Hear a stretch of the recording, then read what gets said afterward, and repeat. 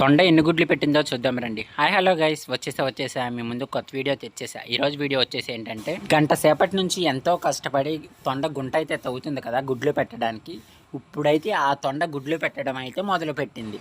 గుడ్లు పెట్టడానికి గుంట తవ్విన ఆ తొండ ఒక గుడ్డు పెట్టి ఆపేసిద్ది అనుకుంటే, ఒక గుడ్డు తర్వాత ఒక గుడ్డు, ఒక గుడ్డు తర్వాత ఇంకో గుడ్డు, అలా ఒక 20 గుడ్ల దాకా పెట్టింది. ఈ తొండ గుడ్లు అనేవి బల్లి గుడ్ల కన్నా పెద్ద గుడ్లు, గోరింక గుడ్ల కన్నా చిన్న గుడ్లు.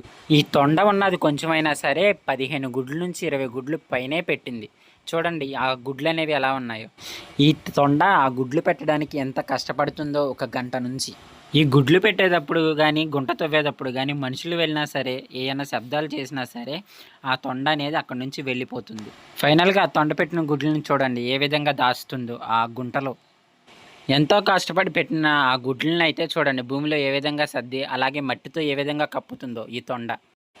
ఆ తొండకున్న చేతులతో పైనున్న మట్టిని నిదానంగా లాగుతూ గుడ్లకి ఏ దెబ్బ తగలకుండా, అలాగే గుడ్లు భూమిలో ఉండేటట్టు మంచిగా సర్దుతూ ఆ గుడ్ల మీద మట్టి మొత్తం కప్పివేసింది.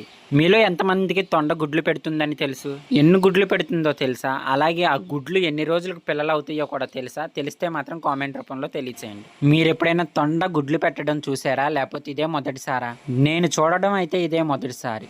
ఫైనల్గా గుంటలో గుడ్లు పెట్టి ఆ గుడ్లు పైన మట్టి అయితే కప్పేసి ఆ తొండ అక్కడి నుంచి అయితే వెళ్ళిపోయింది. ఇంకింతే ఫ్రెండ్స్, నా వీడియో కనుక మీకు నచ్చినట్టయితే లైక్ చేయండి, షేర్ చేయండి. మరిన్ని వీడియోస్ కోసం నా ఛానల్ని సబ్స్క్రైబ్ చేసుకోండి.